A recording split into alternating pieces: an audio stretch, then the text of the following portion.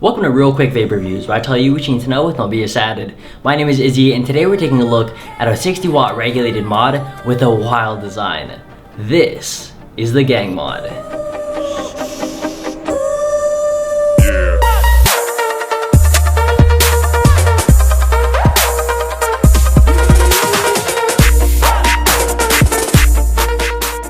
To any passerby that sees this mod, sees it in one way, a novelty vaporizer. But to Joe Brown, VP of Gangmod and Fumivapor, this mod is much more than that. Joe's grandmother died of lung cancer due to a cigarette addiction, and many more die every day by big tobacco. To him, and me, this mod is a symbol, a message to big tobacco that one day, a gang of vapors will rise from every corner of the earth to face big tobacco together. Every day more legislation against vaping is being made, and he believes we can do something about it. This is the Gangmod, a 60 watt device with a wild brass knuckle inspired design, with 3 interchangeable faceplates, a huge TFT screen, and a comfortable grip that is sure to catch eyes. This video is sponsored by Fumivapor and Gangmod. Huge thanks to Joe for sending this down for review. On their site, the Gangmod is currently going for $299.99. A pretty steep price for a mod, but if you take into account that this thing is a freaking showpiece of a mod, then that $300 price point might not seem too steep. Definitely not for your budget vapors though. Like I said, the Gangmod is a showpiece, a dense, heavy showpiece.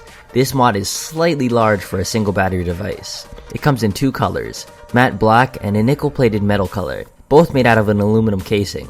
On one side are 4 finger holes to comfortably hold the device itself. Around the finger holes are sun-like symbols. The knuckle wrap design also makes holding it really comfortable. The palm area is curved outward too. The only thing I do not like about the design is the weight. This thing is pretty heavy for a single 18650 device, so I wouldn't really recommend it as a daily driver, but I mean the weight also helps for the momentum for, when the time comes. On one side is the interchangeable battery cover plates. It comes with 3 interchangeable collectible plates that vary in design, from a simple shiny plate with the Gangmod logo to a samurai styled faceplate with multiple engravings. This is an awesome aesthetic feature, and it adds even more to the fact of how nice this mod is as a showpiece. The plates are held on by magnets that feel really strong when the plate is on, but taking it off is a breeze. Inside you'll find the single 18650 battery holder with a ribbon to help remove the battery. On the opposite side of the finger holes is the large indented fire button with a raised bevel, so you'll never get caught trying to find the fire button. It's tactile enough, and the placement and indent make using it with your thumb so easy. Up top we have the usual spring-loaded auto-adjusting 510 with air slot cutouts. Now although it's fit every atomizer I've put on it, it's not exactly flush. There's a nanometer of space between the atomizer and the 510, but you really have to look.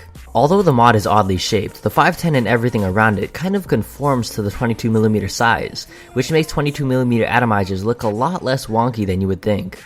Back up to the side is the large TFT display. On the bottom are some vent holes, and the bottom does arch, which makes for a flat surface so you can rest your mod upwards. Another problem I thought I would face, but even when I bump the table it doesn't tumble over. Back up the side is the large TFT display that shows exact battery voltage, the ohms of your atomizer, a small puff counter, the voltage you're currently running, the date and time, the amount of time on your current puff, and a wattage dial. Just a ton of info, all on a large bright screen. The Gangmod utilizes a Camry Tech chip that is capable of pushing up to 60 watts with a minimum of 0.2 ohms. Not the most powerful mod, so if you're power hungry super sub-ohm users, this probably isn't for you. And you gotta remember that this uses a single 18652, but for me, a 0.3 ohm atomizer at 44 watts is perfect. 3 clicks get you into the menu where you can set the time and date, raise the puff counter, set a puff limit if you're trying to limit the amount of puffs you take every day, kind of an odd thing to do.